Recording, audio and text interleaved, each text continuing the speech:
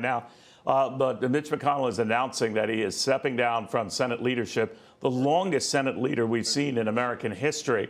He's going to outline maybe a couple of his reasons. As we monitor that, Chip Roy joins us, the Texas Republican congressman, sits on the House Judiciary Committee, House Rules Committee.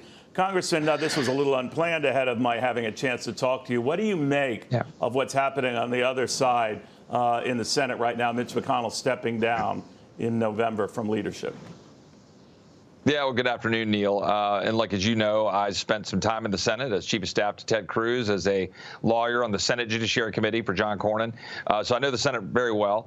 And, when someone's announcing their retirement, you want to wish them well. He spent a lifetime in public service. I've had some strong disagreements with the Republican leader in the Senate, even just yesterday, going down to the White House and telling Mike Johnson, the Speaker of the House, that he needs to stop worrying about the border and just focus on Ukraine and focus on foreign aid. I mean, there are a lot of differences of opinion I've had with what I would call the uniparty in this town. You know that, and we've talked about it.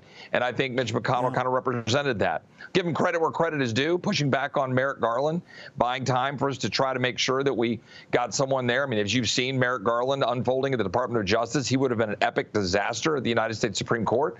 So I'm grateful that we've been able to, we were able to give President Trump the ability to put someone in there that needed to be on the court. But at the end of the day, I think it's time for us to move on. I think we need to be moving on beyond octogenarians who've been screwing up this country for as long as I can remember.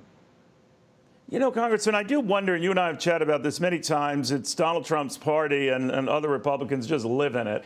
And maybe what Mitch McConnell is realizing is that they have, a very, very acrimonious relationship. They were able to patch over things while Donald Trump was president. But it got even more nasty after the former president left office. So I'm just wondering now whether this is a sign of things to come. Others who just don't want to buck that trend or face that potential reality are just going to have to move aside. Now, there are guys like you who did not support the former president.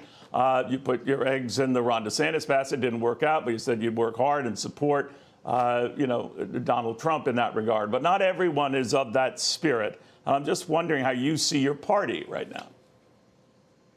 Well, right now we have radical progressive Democrats who are trying to reshape and remake America. Wide open borders, where we just saw this young woman, this 22-year-old nursing student in Athens, Georgia, who got killed by a Venezuelan who was released under parole in violation of laws that is endangering our people. We saw what just happened with the 2-year-old in Washington, D.C., another Venezuelan released illegally under parole. We saw what happened with the individual in Louisiana, I think a minor who was raped by an illegal from Honduras. Like, this is all as a product of a radical progressive Democrat machine that wants to destroy our country, spend us into oblivion, undermine our energy freedom, make us beholden to China, destroy our ability to produce American energy. So we need an actual opposition to that. And look, credit where credit is due.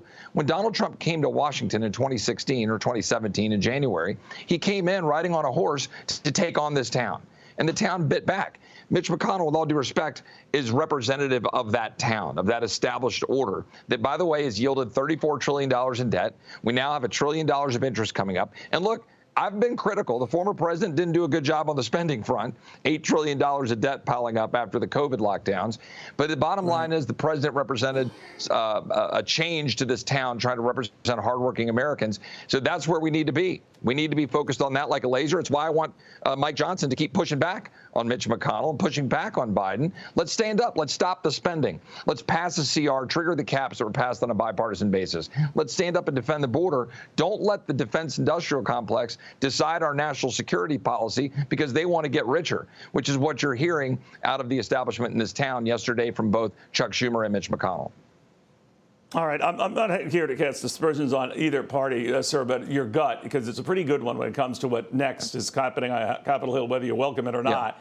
Are we going to see this government at least partially shut down Friday night? I tend to think not. I tend to think that the way this town works, and I'll probably vote no, is a short-term continuing resolution, into the next couple of weeks to buy time for them to continue to negotiate.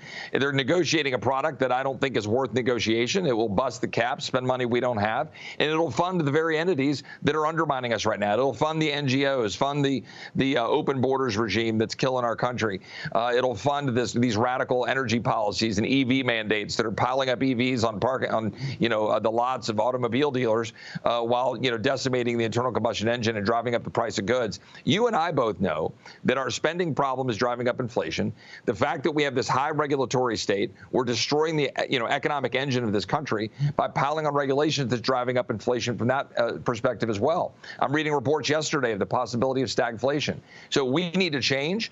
We need to change the direction. I hope we won't do that. I think there'll be a CR to buy 2 weeks, which I think we shouldn't do that. I think we should pass a CR through September, which triggers the caps, force everybody to the table to do what every American business and family has to do, make a choice.